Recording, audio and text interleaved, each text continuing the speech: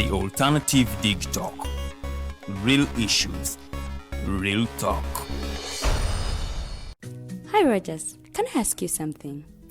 Shoot. What does corruption mean? Well, summarily, corruption is abuse of public power. Looking for a pair of shoes? Let's Up Stores has a wide range of selection for unisex footwear. We have the best quality of all brands at pocket-friendly prices and we make deliveries countrywide. Just place your order or reach us on 0772 08 0090. You can also check up at Let's Up Stores on all our social media platforms. Let's Up, craft your own footprints.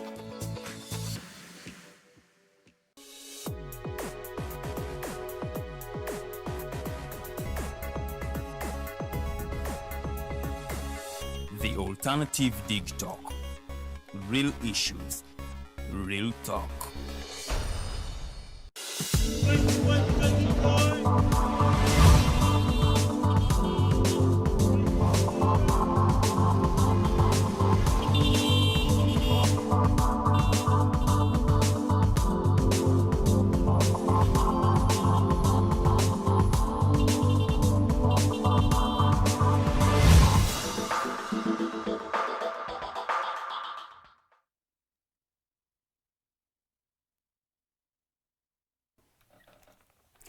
Mbaniriza kitundu kyaffe ekisembayo ekya Mighty Drive. In this section of our show, mbeera mpitayita mu bibuuzo byammwe bye muba mutuwadde okulaba ng'ate omugenyi waffe abyanukula bulungi nnyo. Era nga mu kitundu kino mba nconcentratinga nnyo kubanga ku mulamwa gwe tuba tulina mu studios era ng'omulamwa gwaffe ogw'olunaku lwaleero tutunuulidde relevance oba importance of having a young president.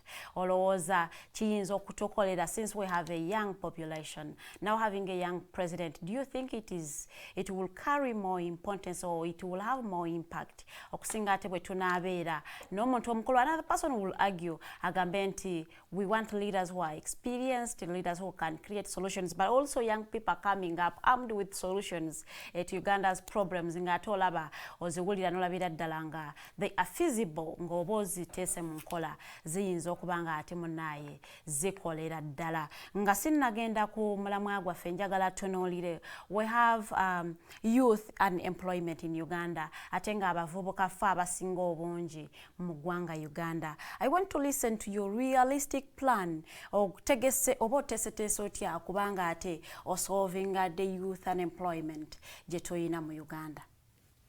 Okay. Yeah, thank you. Youth unemployment.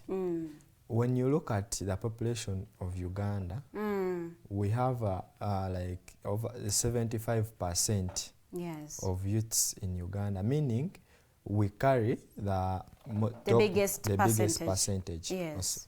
So when we talk of unemployment, it means people tebalina byakukola, tebalina mirimu. Si byakukola, tebalina mirimu. Tebalina mirimu, yes. So when you assess the different entities, wesanga nga kati saa zino kantunulire nnyo government nti offices ezo people have reached their retirement ages but they are not retired. They are still holding up those offices. This thing must come to an end. That is one of the fastest solutions that will end unemployment. Abaludde mu office bafulume. Okay. Yes, naffe batuwe ku chance tukole ki tutuuleyo. Then waliwo n'ekirala kye tuyita distribution of ministries. It is part of my manifesto. Nti weesanga ministries ezisinga zonna they are in here in the central. And the population buli muntu ava mu kyalo nti kangende mu kibuga, ava mu kyalo kangende mu kibuga. Ne weesanga nti population egenda abalwanira emirimu bangi and some people they are not on merit and others have to bribe to get those jobs. Naye singa tugamba nti katugeze Ministry of Health katugiteeke paida oba mu Northern Uganda etuuleeyo, ogenda okwesanga nti abavubuka abali eyo tebeetaaga kujja eno mu kibuga. At least ba applying emirimu gyabwe ne bakolera mu bitundu gye bava. Okiraba? We reduce this congestion of ministries in the city. You see. Then investments. every investor buli ajja ayagala kuteeka mu kibuga okiraba and the investments still they are low. Lwaki olowooza ba investors baagala okuinvestinga bintu byabwe nga babiteeka mu kibuga? Lwa nsonga nti gye balaba ssente. Okiraba, one of the reasons as to why we have high standards of living in the city is because of that. Buli muntu buli agala okuzimba kliniki agenda gitwala mu kibuga asobole okuguza eddagala gumu kitundu kubanga ssente bamanyi mwekola ki. What if you look at it in the other way nti bayinza okubanga katugeze oyagadde oteeke industry yo Mbale oba tugeze Mbarara o Fort oba ewaffe e Busoga eri e Kasitayime Mayuge. But don't you think the access amakubo ne materials and then the market bibaleetera okulaba nga ate bibalemesamuko? Ekyo kyo nkirabira ddala nti ensonga lwaki amakolero agamu tegali well established. Era omuntu yenna akola business asooka kuassessinga transportation, market, that pilot study. Yes. Okay. So the reason as to why I'm coming up as a president is to see that these things are in place. Wow. We have good roads. Omanyi kino nyinza obanga nga njogera ku infrastructure naye nga kituyambako okuzimba the other department ya employment. Yeah, true. Newesanga nti people are not building in those far places because of inaccess to those places. Then populations, we find people are coming from villages to town because they need to attain some services which are not there. But to me, I believe as a president, when katugeze, this not campaigning, naye katugeze ndi president, I'll look at establishing all these services inti amakubo bagazimba. In all places of the country. In all places. The old Dam 7, General 7. Boyajja ku ntebe, at least yagezaako okuzimba amakubo. Newesanga nti katugeze okugenda eggulu. In his first years in power. In his first years in power. Okay. Which is not happening these days. Maybe he built and finished. How do you build and finish? Okay, he may have built and finished. But that's not the way it has to be. Okay. You see? Nti some places are neglected. Yeah, omayi omukulembeze yena nga tannajja asooka na sportinga nti kati wano. Kati osanga naye abantu be yakola nabo by then yagenda n'afuna abantu eggulu, n'afuna Kabaale, n'afuna Embalala ne Java then ne mu Buganda. N'amanya nti ngenda kukola mu bifo weebiti ne weebiti. Era ojja kwesanga tulina highways. Those highways are maintained. Okiraba? Because biyingiza abantu biyitako emmali. Naye ate kati we tu concentrating ku highways ne twerabira bino ebifo ebiri ewala. Do you know that up to now waliwo ebifo nga okufuna amasanyalaze kya bulungi tegali actually nga tegannatuuka but umeme ebadde tukoledde rural electrification naye ebifo ebimu bibadde tebinnafuna. Naye kati golowooza bwe kityo bwe kirina okuba si bwe kirina okuba kunze ebyo ebifo. So as a leader I have to see that all places in Uganda enjoy the services equally. Yes, enjoy the services equally. So if we have these services, it gives us the vigor to invest in a different areas. Newesanga anti actually creating something in a given area, that is also employment. You are creating jobs there. Yes. Bwengamanti I'm going to build a road in Kabula Maido. People in Kabula Maido, the labor that side, they are going to get employed. And then I also believe we should create a system. Katugeze, I can give an example of like Ndeje University. Ndeje University, back then it was established to provide employment to the people within that area and educating children within that area. You get? So I believe if we are to create the different businesses of our factories, at least we empower those people into twetaagayo ba cleaner. Tetwetaaga ate kujja muntu Kampala agenda alongoose eri. Abantu abali mu ekyo ekitundu nabo ba applying on merit nti me am from Kabula Maido. Nina obusobozi bwe buti ne bwe buti. Mulimo bwe guti ngwetaaga. Exactly. So ekyo nakyo nkirina in that picture. Those are some of the small solutions we have to unemployment. Yes. So, okay, now let's go to our theme of the day, the impacts and relevance of having a youthful president or a president who is a youth. Mukutandika nga akola intro ye atugambye he's a born of 2001. That makes you 26 years old? That makes me this year making 24. You're making 24? Yes. Oh my goodness. And here he comes with his manifesto. He's aspiring to be the president of the country, Uganda. Now one asks, Oloza, do you think you are fit to be the president of the country? And what makes you think that you are the right candidate? Okay, thank you very much. Previously, we had talked of the percentage of the population in Uganda. And that is the youth. So the youth will make the largest percentage in this country. You see? So to me, I believe we need a youth president in terms of like, when we are to talk of what are we suffering from, bizibu ki byetusinkana ffe ng'Abannauganda. Ng'omukulembeze omuto nze manyi ki kye tuyitamu. Okiraba? Kutandikira ddala mu ssomero mpaka ku mirimu manyi bizibu ki byetusinkana in this generation. You get? You find that previously those leaders, they were also youths by then. President Museveni yagenda ku ntebe ng'ali 41. By then katushitwale nti naye yali youth. But at the moment, we have very many youths below the age of 30. Era kati nze nejjayo ng'omukulembeze okuya president waabwe kuba nze asinga otegeera biki bye tuyitamu. Okiraba? And also, having a youth leader, it symbolizes fresh energy and modernization. Nti Bannauganda ffenna tusazeewo tubeere n'omuntu atutegeera. We are being modernized. We are bringing new ideologies. I believe as a young president, ntegeera nnyo this technology. Okusinga omuntu omukulu akoleridde. Exactly. Okusinga omuntu omukulu kati katugeze nga President Museveni. Nti I'm going to reflect more on President Museveni kubanga yaliko kati. Because he's the current leader. Yes, he's the current president. So if you are to put us on table, you find that, well, he is more updated because buli kimu ye kyagala akifuna. Research agamba nkolera ku ICT ompe report. Naye emyaka gigenderedde. So he's not getting everything nti nze ekintu nkirimu nkikola era nkirabako.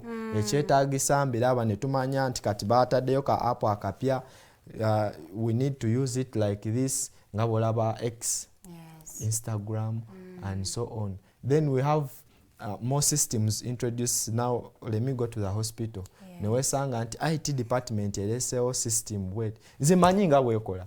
Naye ye gyali tamanyi bwekola ki? Bwekola. So I believe as a youth leader, I have more of the view of the modernized world than he is.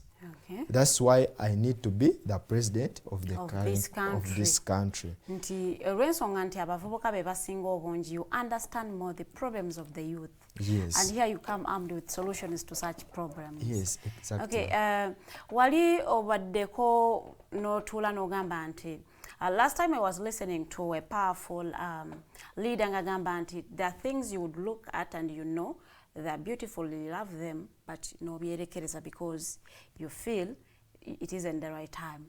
Have you considered maybe kugamba nti naye oba ngende ku bwa councillor to gain more experience with leadership and how things work, oba ngende ku bwa as omubaka wa parliament sobola okuba nga ate mmanyirira how did things work before I come okuba nga njagala okulembera eggwanga Uganda? Okay, thank you. So I would like to answer that question in the perspective of leadership shouldn't be about age. It should be about experience most of the times, because now you need to understand how our systems work. And it is not actually it is not even shouldn't look at experience. Okay. Because we have experienced leaders in there and they failed to deliver. si nti omuntu amaze ebisanja 3 ku ntebe nera still nga bwe yajja ojasanga akyusizaamu katono nnyo okiraba and in the current Uganda that's not what we need. Uganda is a developing country and it is the Pearl of Africa. Why should the Pearl of Africa be still under the developing countries? It should be a developed country. Nga buli kimu kye twetaaga it is in place nga tukiina. So nze okungamba nti of course I'll answer your question nti yes, I sat down and reflected and I've made many people ne bangamba ne lwaki tosoose nojja and they advise you in that line. But I want to assure you that saagala kukuba but the MPs we have in there in the parliament they are just there batunula butunuzi tebalina kye bakoze nze according to me tebalina kye bakoze kale balina bye bakoze naye tebalina kye bali mutuyamba kati tebalina kye bakoledde bantu kubanga tutunulire nnyo kati ensonga ya gundi coffee bill as amended 2022. Yes. It is 2024. 2024. Yeah. The way they amended it. Where you see that it affects omuntu wa wansi farmer. Nti bo baleeta bill abantu ne beekalakaaserema okuyita but at the end of the day nekola ki neeyita because they had the numbers. Yes, because they had the numbers. So you look at nti twetaaga okukyusiza ddala okuva eyo mu parliament. Nze saagala kubeera parliament mbeeraawo ng'ekifaananyi. Of course we do have MPs that talk and give their views. But their views they are not put into practice. Tebabirabawo. Boogera bwogezi nekikomaawo. Exactly. So me coming up there njogera ekintu kyange kikomaawo and given that I'm a youth olaba basobola okuvoola ekintu katugezeho naye bose mu Uganda kyayogedde ne batakikola katolo nze Tumwesigye Richard Mutebi banaakiwa obudde bayinza obutakiwa budde bayinza okukiwa obudde it holds value. We have MPs who have talked of things that bring value to our nation but things are left just like that. But they don't follow up. Trust me, omukulembeze yenna woba wakola kintu you have to follow up. That has to be one of the traits of a leader. You have to follow up each and everything you do. So I believe they do follow up, but according to executive committees oyinza osanga ebintu bakola ki babirekawo nga tebabikozeeko. So ntunulira nnyo nze okujja okubeera president w'eggwanga lino ekintu buli kimu kye twetaaga nga bannayuganda oba abavubuka kikolebwa. Bwe giba mirimu weegiri you follow up. Sometimes presidents are said to be dictators. Of course you shouldn't be a dictator but to some extent you must dictate as a leader. Nti ogambye mu parliament bakole oluguudo lw'e Sentema. That Sentema road has been in the budget I think for now over 10 years. Nga buli budget baluyisa. Naye tebalukolanga. Kati nga president that is a significant thing you can see. Nti luno oluguudo naye buli tukola budget luno oluguudo lubeeramu. Lwaki temulukola? You find that by MP or other leaders who are supposed to look at that Sentema road, every time the budget is passed sente nga bakola ki? Bassa mu nsawo. So we need that president who is curious about each and everything happening in his country. And I believe I would be that president. Nga buli kamu nkanonooza. Nga buli kimu kitunulira. Kubanga ndi muvubuka muto, nyina amaanyi, obudde weebuli. Nze saawa zino nsobola okugamba nebakire saawa 3. Wouldn't that have an effect on your life? Because batugamba minimum olina kwebaka saa 6. Auntie, that's what they say. But any leader has to be extraordinary. So that makes you extraordinary. Yes, you have to be extraordinary. As a leader, abantu b'okulembera obawo obudde bungi n'obalowoozaako you see that vision. You know, any leader comes to the leadership position with a vision and mission. Yes. You see? So you must follow up each and everything. The current president we have, yes, he is doing everything, and if you find that ku timetable ye naye talina budde bwakubeeraawo. Bwakwerowoozaako. Every time he's thinking for us and thinking about us. Yeah, but at the moment, nze kye ndowooza, right now, he should rest. Awumule. Musajja akuze. Akuze. Sigwa Susano okutugamba nti leadership shouldn't concentrate on age. Now you are concentrating on his age. But away from that, Mr. Mutebi, I want to understand, what does your leadership bring to us? What impact comes with your youthful leadership?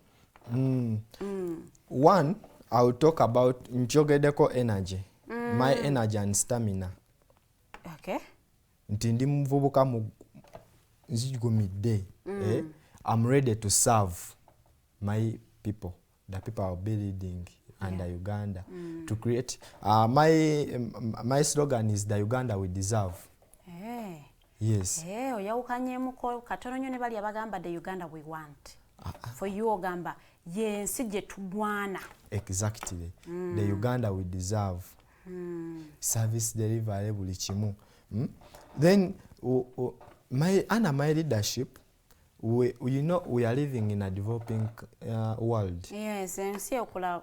Egende ekulaakulana. Yes. So we must attain the new technology. We fit in that technology. Yes. Do you know that up to as of now, we have someone atakwatanga ku smartphone? True. Kituufu. Okiraba? Gye bali. Naye ensi nga bwekulaakulanye ogolooza bwe kityo bwe kyandibadde. No. Nti at least buli muntu, let those people be updated.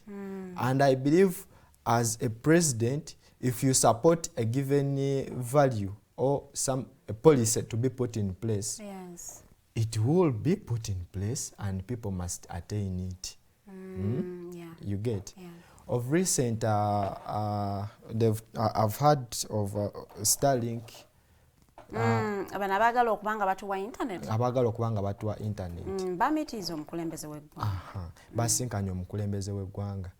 Tekiba kuba nti it has been on high demand, because you find that in the past years tubaddewo nga buli kaseera ogula data.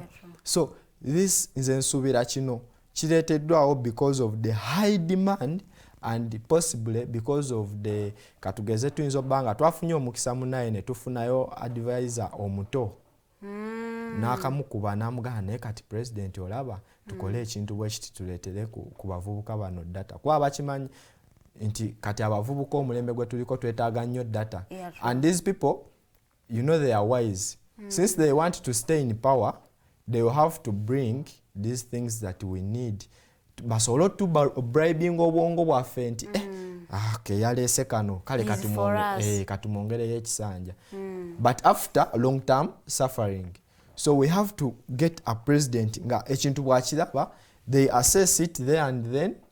You get qualified or other professionals, you sit in that thing, you go through it, and then you put it in place. That's what we need at the moment. Sikulinda after 5 years, something that has been established 10 years ago, but you not talk about it.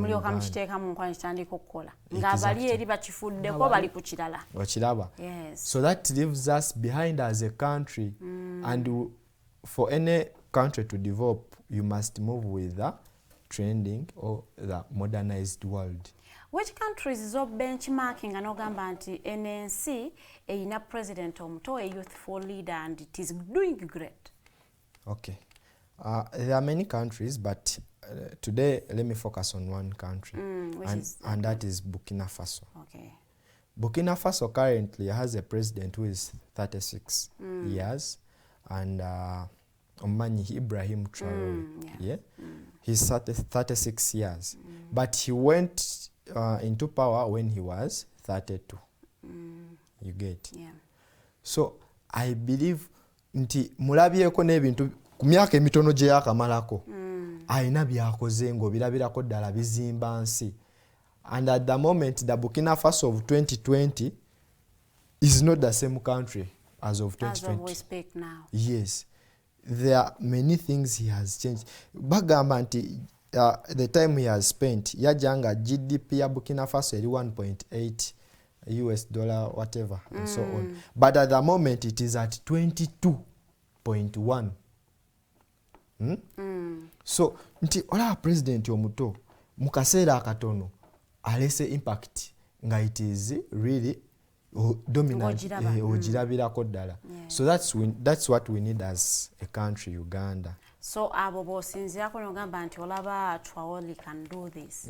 Kitegeeza nange nja kikola. I want to bring to your attention that ensi zibeera zanjawulo in terms of how systems work and nebintu ebiri embedded, things that are embedded in systems that can't just go away. Now when we come here wane waffe Uganda, twagala nja okutegeeza nti kati systems ziyingiddemu nnyo bannamagye. Abamaje banji will find abamaje as minister, as cabinet minister, bali co-heading ministries. So, do you think as if let me use if singa baba kulonze nga president, would you think abantu abo bagenda kwemboresinga to start taking orders from you? Because twachira bako mu 2021 when President Kyagulanyi Ssentamu wanted to become president, nga bagamba nti they cannot kubanga bakulemberwa civilian. Now we have a civilian who is not only a civilian but he is a youth. Okay, thank you for that great question. Ekyo kibuuzo nkyagala nnyo. President Museveni bwe yajja ku ntebe yajjanga munnamagye. Okiraba? Ate era akyali. Yes. Now, me being a president, according to the Constitution of Uganda, all these armed forces, the army, police, and so on, they have to abide by the CIC, the commander-in-chief. So, me being the president, however much I don't have that military training experience, they have to obey me if I'm the president. Because, and I love those soldiers, by the way, they have what we call discipline. So if they attain such discipline, even when the president, the katugeze presidents agenze konga simu sirikale oba simu jasi, until they can maintain that discipline, then it means eggwanga lyaffe lijja kukulaakulana. Nze kyensaba bano, kyensaba oba kyentegeeza bannayuganda baffe nti Uganda gye tulimu tetwetaaga kubanga tulina president nga munnamagye. Kubanga kati kino kikuwa ekyokulabirako. President Museveni, all the ministries we have nga bw'okyogedde abaliyo bonna bannamagye, they are headed by bannamagye. But we are we need diversification. You get? Yes. We have very many people with very many professionals. And I wouldn't say bannamagye they are the best candidates for such positions. But they are doing so because they want to attain to remain, like to stay in power. Nti system yaabwe bagimanyi bo nga bo era buli entity erimu munnamagye, they have their surveillance. But my plea to the Ugandans and bannamagye, services ze bafuna si ze zisingayo obulungi. When you look at their salaries, bano officers ba wansi embeera gye babeeramu, look at the different barracks we have in Uganda. Those people basula bubi. Nze nziyiseemu. Basula bubi. Naye nga ate nabo bantu, after all, you know, serving a nation, naye at the end of the day you don't have your freedom. Okiraba? We should put that aside. Until when I'm the president of this nation, even though I'm not a soldier, of course, as a leader, there are certain things you must always attain. Okay? Of course, I will go through the things. And working with these leaders, chenjaga okutegeeza omukulembeze yenna bw'ogenda mu kifo, you must work with the companions you find there. So, me, I'm willing to work with these heads. Bansanzeemu tuteese bulungi nti bannaye nze president aliko, I'm the commander in chief. and of course oba olina okubeera ne presidential advisor. So buli sector ofuna presidential advisor n'akuwa view of what he's representing. Nti waba munnamagye n'akuwa view y'abannamagye. Naye kino ekintu kyogamba nti we should remain under military rule everywhere. That shouldn't be the way to go if we need our country to develop. Okay. Yes. Thank you so much. Nja kubategeeza nti muli ku Mighty Drive tutandikira ddala essaawa 2 paka ssaawa 4. Now we are going into our last segment of the show. The last 30 minutes of the show mba mpita ayita mu bibuuzo byammwe yo comments okubanga ate show njiwunzika bulungi nnyo ddala. Njagala okubuuzaako ku nsonga ey'abantu abakola gino emirimu juwakali abakolera mu juwakali sector, you know, aba boda abatembeeyi abo bwe batyo kakati abantu abo opulaninze otyo okubanga oba formalizing asobola okubanga they contribute to the taxes okubanga tukuze eggwanga Uganda ate nabo okubanga basigalawo mu business. Okay. Thank you. Let me let you know nti buli Munnayuganda okutandikira ddala ku mwana w'emyaka 2 asasula omusolo. The mandatory ones tugamba bana abali mukola business. Abali mukola business. Okay. Of recent buli wempita mu kibuga nsanga abakesisi nga bayola ebintu by'abantu. Nga batundira ku makubo awatali authorized. Awatali authorized. So I think we need to carry out what we call a sensitization. Okay. We let these Ugandans know of how things are done. Business part. Era n'omuntu yenna agenda okukola business bannayuganda bannange oba abavubuka bannange kuba abavubuka bannange bebasinza okubonaabona mu kibuga awo. Musajja wattu afunyeyo ka capital katono agenza asobole ebintu atandikewo atembeeza mu kibuga nga bamukutte. So getting back to your question nti bana tuyambiddwa tutya okusasula emisolo abakola mu informal sector okaba nti you know babeera organized babeera formal emirimu gyabwe okutambulira ddala obulungi. Okay.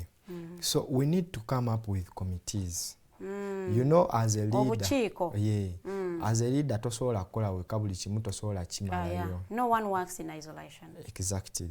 So if we have committees, let's say nga we tulina KCCA, don't come to grab people's things. At least mmanye nti tutaddeyo olunaku gundi tugenda kwogera ku bya business. Obadde sijjukira bulungi naye waliwo olukiiko lwali ekkololo nga president azze okwogera eri banna business. Okwogera n'abatembeeyi abali beekalakaasa. Naye ate mwattu ogwo tegulina beera mulimu gwa president. Weewaawo nti president olina okuvaayo oyogera eri abantu bo. Naye nanti badimandinga ffe twagala kulaba mukulembeze. Okay. Badimandinga nti baagala kulaba mukulembeze. Naye wawulira omukulembeze ebyo yabaddamu.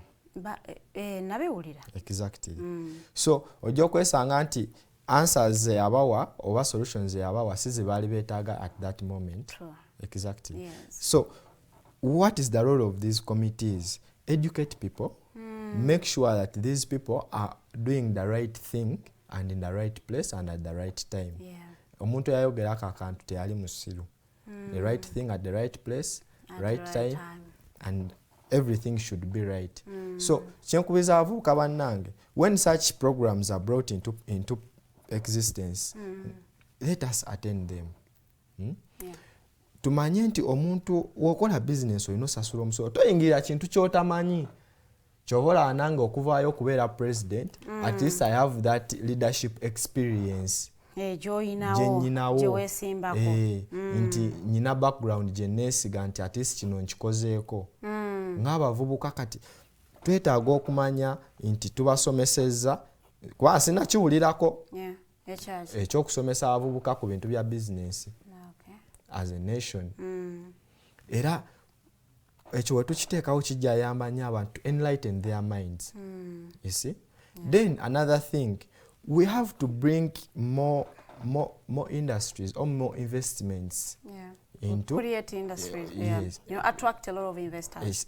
Exactly. To create opportunities for these people. We have very many people down there. I will concentrate in town. Yes. Nga yasoma kubeera doctor naye ogenda musanga wali nga atembeeya ngoye. Ng'ayimba bbiribbiri. okiraba bantu bangi abavuga boda. I've talked to so far like, let me not exaggerate, but like 100 boda men nga yagamba nze nyina degree mu kino naate nvuga boda emirimu gyakola ki jabula. So if I'm the president of this nation, I have to create more of the thing nga olaba abazungu nti omwana omuto akula na profession ye nti wembanze nkuze ndi wakubeera engineer nja kubeera engineer tebakukakaako kirala obeera engineer, and we must provide employment opportunities according to profession. Our population is big, so it means we should create more opportunities for the population that is under or unemployed. Yes. We need to create more opportunities for them, which is not into existence as of now. So tulina okutunulira nnyo n'ekya professionalism. Era ekyo kijja tuzaayo nti bazadde baffe tebaagala kuva mu office ate nga batusomesa mwattu tubeere naffe tutuukeyo eyo.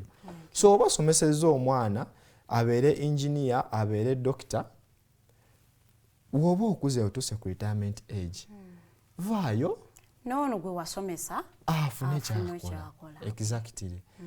So, and to me, when I'm to go to part of our parents abatagala kuva mu office bagamba kati nze nve mu office n'abantya.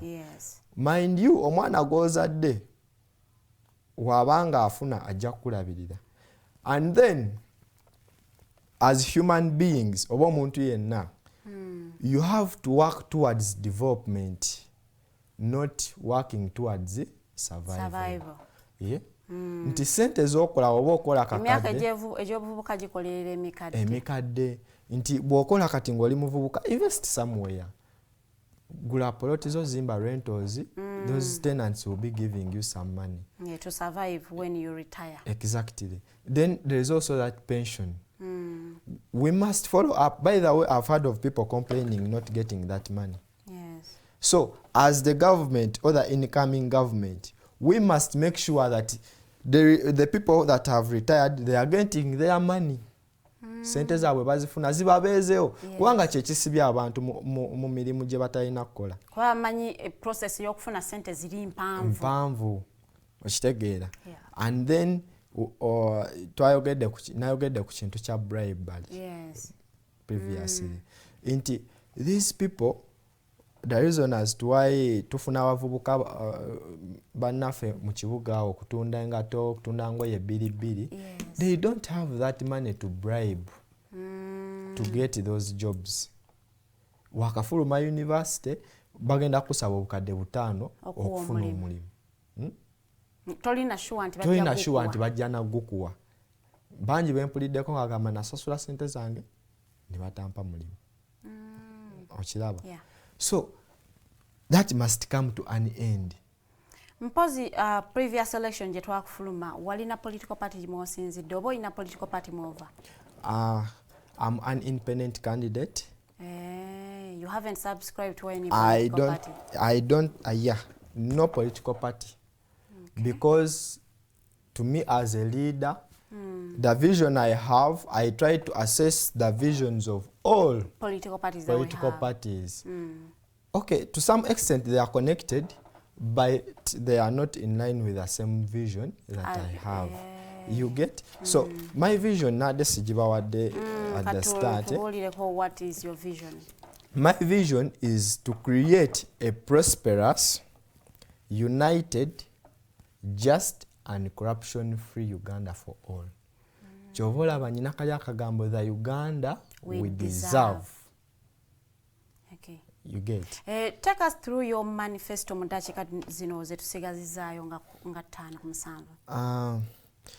Vision mazo jogerako. Yes. Then mission is to lead Uganda towards sustainable development. How do you plan to do that? Since I'm a youth, omanyi tulinamu ebintu byenjawulo. Nti omuntu omukulu ye waba alaba ekintu akiraba mu myaka mitono okusinziira ku bulamu bwe. Abasinga tuplaningira lunaku lwaleero, tuplaninga for the future. Yes. Nenze ng'omuvubuka omuto I'll be seeing my vision into long term. You get? Yes. It will be a long term vision. Right now, the youths at the moment, we are not the future. We are the present. Yes. So we must work for the future. Tutekewo ebintu abaana baffe n'abazzukulu baffe bagenda okwenyumirizaamu.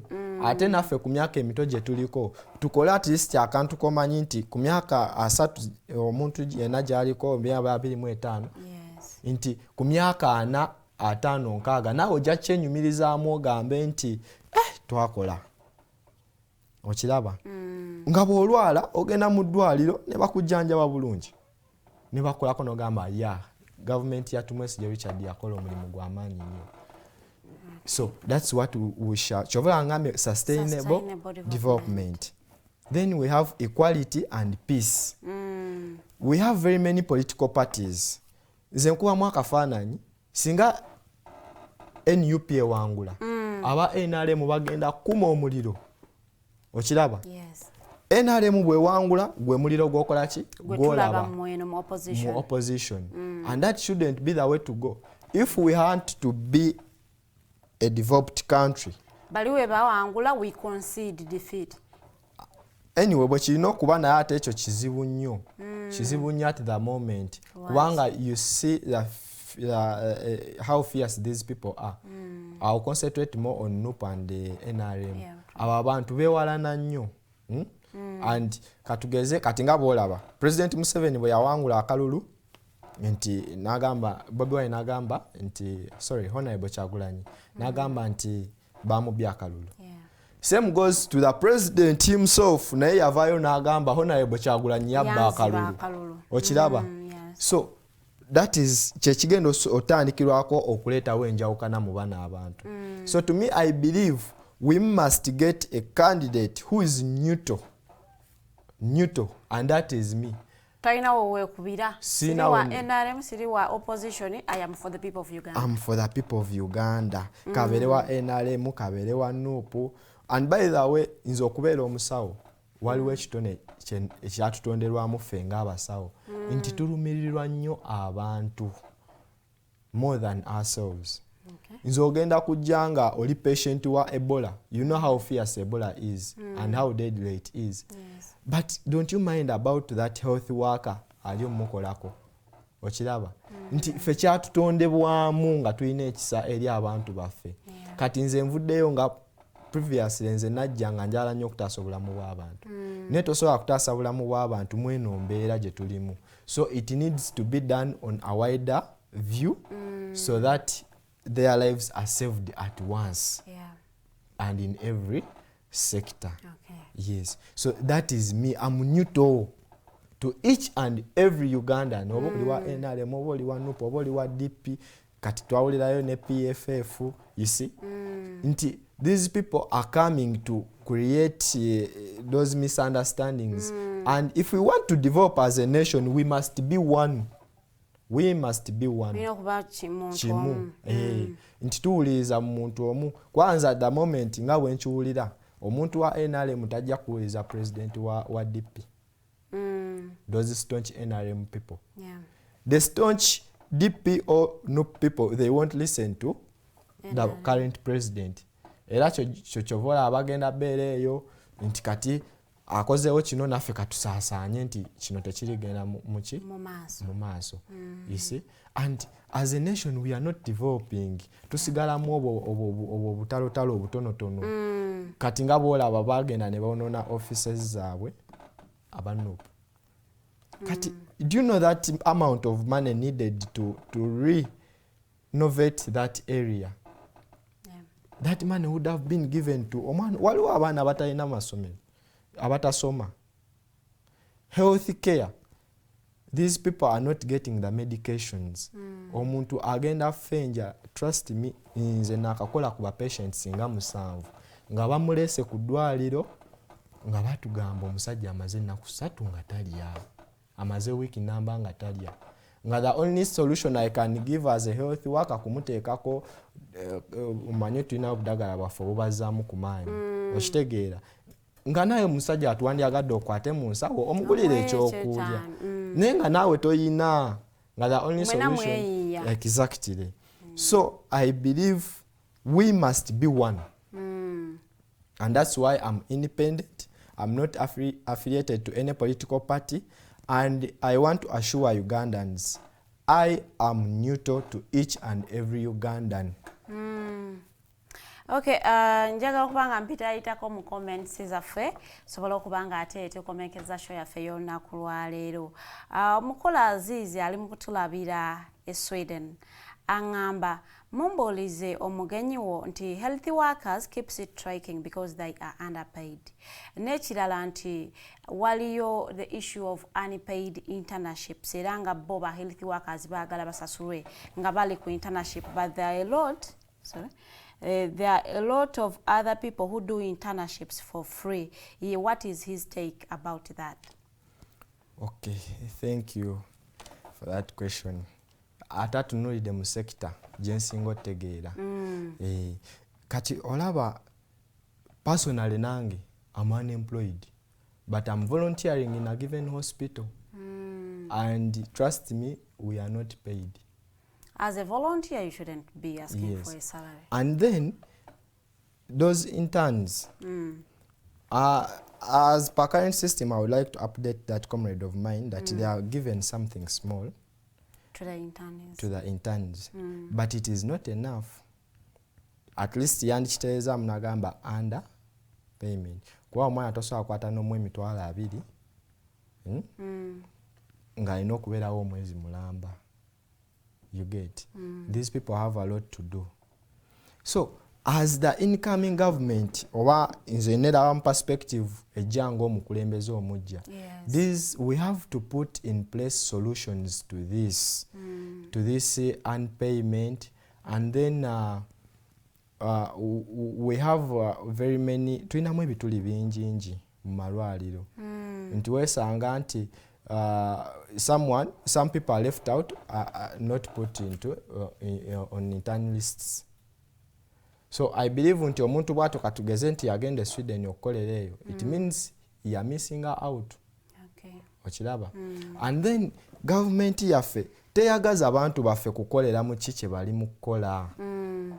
They don't provide that. So as leaders, we must implement or put in place things that will keep up the morale of these people to work, increase on their salary. We have very many MPs, buli omu bamuwa katugeze obukadde 3. Nenga doctor atenga senior nga afuna obukadde bumeka 5. Oyo ye senior. And these other doctors oba the youths, and they are the more energetic ones nga bamuwa akadde kamu obukadde 2.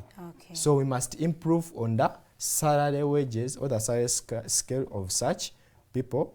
We attain that morale, the momentum nti omuntu agenda kola nga ekintu akyagala, nga everything is in place. Muchala Brenda Gamba, this is Brenda watching you live in Kampala. Agambe, I heard that gentleman talk about youth empowerment, and it has been a song for every leader per every election. Can he name one new idea he will bring that hasn't already been promised and abandoned? Okay. Youth empowerment. Tuyogedde ku youth ngenda kubanga ate ndi mu empowering abavubuka bave mu bwavu befuneko kye bookera. Kati abuuza new ideas kyezo zoyina ezitayogeddwako nti gogenda zireeta. Okay. At the moment, buli mukulembeze avaayo n'asuubiza ne batatuukiriza. Ekitegeera. Naye nze njagala nkakase Bannayuganda, nze ndi muvubuka, nkulidde mu haso zonna nziyiseemu. Okiraba? Era mmanyi ki kye tuyitamu ng'abavubuka. Those people that are promising, they haven't gone through this. You see? That's why when they reach there, they change. I want to assure Ugandans that I will remain Tumwesigye. That Tumwesigye you're seeing right now, nti nja kusigala nga ntuukiriza. Okiraba? Nti byoyogedde ogenda kujja kubiteeka mu nkola. Exactly. If so you are voted into power. Exactly. And waliwo n'ekirala kiba abakulembeze kubanga mpuliddeko which new idea. Yes. Nayogedde ku kantu ka redistribution of resources. Sinaba nyinza obbanga kale sinabawulira naye I've not heard of any leader talk of that. So as Tumwesigye Richard, I'm coming with that to put in place. We must redistribute these resources in our country, overall country, not being like in one place. Tebabiteeka mu kifo kimu. Tulina be distributing mu ggwanga lyonna nti abeggulu balina eripa kwa Kabulamayido balina Kanungu balina okitegeera. So I believe every youth in Uganda must attain this under my leadership. Okay. Yeah. Thank you so much. Nga tumaliriza show yaffe y'olunaku lwaleero we'll be going through batulabidde ku YouTube. Ndowooza eno tetulinayo nnyo bibuuzo naye nga abasinga bagamba we are waiting for the new change with the youth president of Uganda. Thank you guys for watching. Dr. William Kilembe, thank you for watching. Nuwagaba Thompson, we are grateful to have you watching live. Yeah. So ababadde ku YouTube mwenna batulabiddeyo mwebale kubanga ate mutulabye. My last question to you, Mr. Mutebi, is you have been following the discussions about the budget 2025-2026, the estimated budget. And they are estimating it at 71.7 for 2025-2026, a little difference from the 72 budget that we are running currently. What is your take on that? Thank you for that question. And as you said, I've been following up. But I want to bring to your attention that as much as possible, we try to follow up. Now I'll put myself in that. And I've tried to follow up, but these things, they are not fully exposed. See? So in this, let me just be direct. Okay. I will want to gather more information about that. You know, as leaders, we don't just jump into something. Yes. Exactly. I want to come up with my final analysis with that, and trust me, I will be able to talk about it in that perspective. Kubanga I've heard of it. Not nula anti our ministry gundi basaba akawumbi. The State House is asking. I heard the State House is asking for more money. The UPDF sector, they are also asking for more money. You understand? Yes. So I want to come back on media, on TV, when I have a full report about that. Because I'm doing more research about it. Yes. Okay. Thank you so much. Njagala okubeebaza mwenna abatambudde naffe okuva wali eri twatandikidde ate paka wano wetugenda okubanga ate tuwunzikira show yaffe ey'olunaku lwaleero. So you have something you want to say? Yes. Before closing the show, of course, Nange, I would like to send greetings to my people. Omanyi omuntu akuzaamu amaanyi ng'ali eyo kyetaaga naawe n'omu omanyifa abavubuka katukiyite oba kulabisaamu nti naye at least omwogereko bamanye nti gyali nti era they are ready to create the Uganda we deserve. Okay, you know, yes, as a leader I don't work alone. Yes, I have my brother there, Dr. Godfrey. He's doing a great job towards creating the Uganda we deserve. I have my companions like my friend here, Nkuruziza Davis. I have my soldiers there, Mr. Alpha, omugaga wange antekamu kasenta katonotono. Akatuyambako okufulumya posters. Yadde tetulina nnyo, but we shall keep doing the needful. As also the incoming president, I have presidential advisors already. You have already created a... Yes, I have people that we work together. We have Dr. Male Badru, Patience, Mercy, Patricia, Gloria. There are very many. Yeah. Shout out to my father, Mr. Otara Kalivan, nkwebaza nnyo webale kunzaala era nankuza ng'omuvubuka omulungi. Musajja oyo anzimbye nnyo. Yes, together with my mom. Yeah. Bankuziza bulungi. Greetings to them. Mbebaza nnyo okunkuza okubeera omuvubuka omuggumivu. Okay, I would want you, as you say your parting shots to kubanga olekera Uganda message on this Labor Day. What message would you give to Ugandans listening in to you right now? Okay, thank you. To Ugandans, today is Labor Day. Omanyi bo bakiyita day off. Era asinga bali waka. Nti yadde tujaguza luno olunaku, but let us not concentrate on okuwumula. You know, on Labor Day, these of leaders we have, they come out to give us their speeches. Yeah. Okay? But this message, let me first give the message to the leaders. Okay. To the leaders we have currently, this Labor Day should be a day of listening to the challenges these people are going through. Okay? And then, as leaders, you always see the challenges these people go through. After listening to their challenges, in your speeches, include the practical solutions you have for these people, which I have not seen. Then, this day still, since it is for celebration, they must be awarding these workers. Yeah. Okay? Njagala Bannayuganda bannaffe, private owners, all employers, do not only look at awarding abakulu mu mirimu. N'abakozi abawansi ba cleaners, award those people. They are also humans like us. For the great works that are doing. Yes, they are doing a great work, but webatuuka awarding ojja kusanga bawardinze katugeze manager nti akoze bulungi. Ne beerabira ate omuntu wawansi naye kyakoze eki? Kyakoze. So, my message to you people, enjoy that day as you assess the challenges we are facing as Ugandans. To the employers out there, provide more employment opportunities to the youths, and abakozi mwenna abali mu ggwanga mbagaliza olunaku olulungi era mukole n'amaanyi. Remember not to work towards living, but work towards developing yourselves. Thank you very much. Thank you so much. Thank you so much, Mr. Tumwesigye Richard Mutebi, for joining us today. So on this Labor Day, may your words turn into action, and may your action turn to dignity for all of us. Uganda, new inclusive.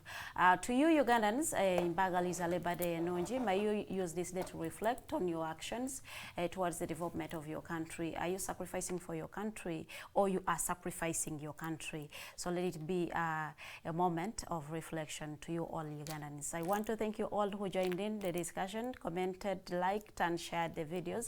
Mwebale nnyo, mwebalire ddala. Nja okubagaliza olunaku olungi, sinkana olunaku olw'enkya essaawa zibeera 2 ez'okumakya, tambulira ddala paka ssaawa 4.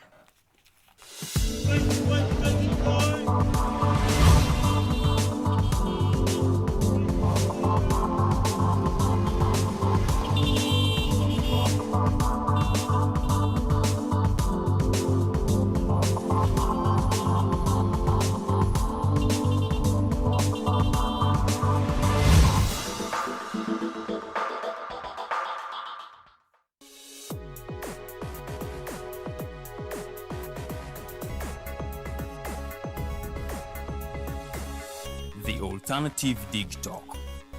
Real issues, real talk.